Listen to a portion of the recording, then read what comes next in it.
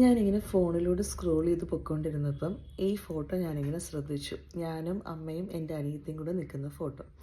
പണ്ട് എൻ്റെ അച്ഛനെയും അമ്മയും ഞങ്ങൾ 2 പെൺകുട്ടികളായതുകൊണ്ട് ഭയങ്കര ദൈന്യഭാവത്തിൽ നോക്കിയിരുന്ന, സങ്കടപ്പെട്ട് നോക്കിയിരുന്ന മനുഷ്യന്മാരെക്കുറിച്ചൊക്കെ ഞാൻ ആലോചിച്ചു. ആ ഫോട്ടോയിൽ എന്തായാലും ഞാൻ എൻ്റെ അച്ഛനെ എന്നും എപ്പോഴും മിസ് ചെയ്യുന്നത് പോലെ മിസ് ചെയ്യുന്നുണ്ട്.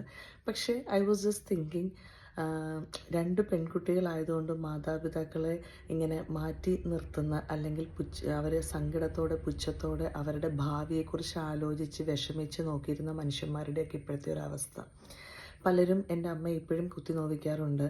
പെൺകുട്ടികളാണ്, കൂടെ ആരുമില്ല, പാരമ്പര്യം നിലനിർത്താൻ സാധിച്ചില്ല, അല്ലെങ്കിൽ അച്ഛൻ നടത്തിക്കൊണ്ട് പോയിരുന്ന പ്രസ്ഥാനം കൊണ്ട് നടക്കാൻ പെൺകുട്ടികളായതുകൊണ്ട് സാധിച്ചില്ല എന്നും. പക്ഷേ ഇതിൻ്റെ മറുവശമുണ്ട്.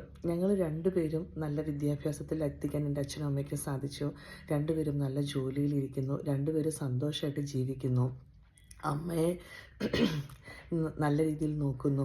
ഇന്നത്തെ കാലത്ത് ആൺമക്കളുള്ളവർ പോലും ഒരു നേരത്തെ ഭക്ഷണം, ഒരു നേരത്തെ സുഖമായിട്ടുള്ള ഒരു കയറിക്കിടക്കാനായിട്ടുള്ളൊരു കൂര കൊടുക്കാതെ ഇറക്കി വിടുന്ന മക്കളുള്ള കാലം.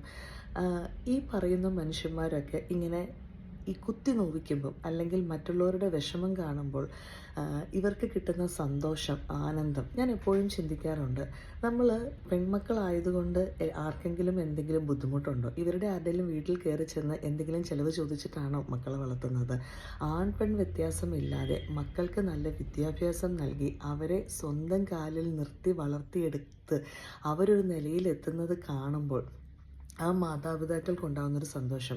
ഞാനും എൻ്റെ അനിയത്തിയും വലിയ ആളായി എന്നൊന്നും അല്ല പറയുന്നത്. പക്ഷേ അത്യാവശ്യം വിദ്യാഭ്യാസമുള്ളത് കൊണ്ട് ജോലി ചെയ്ത് ആരെയും ബുദ്ധിമുട്ടിപ്പിക്കാതെ അച്ഛനെയും അമ്മയും നോക്കാൻ പാകത്തിനുള്ളൊരു പാകതയും പക്വതയും മക്കൾ എത്തുക എന്ന് പറയുന്നതല്ലേ ഏറ്റവും ഇമ്പോർട്ടൻറ്റ്.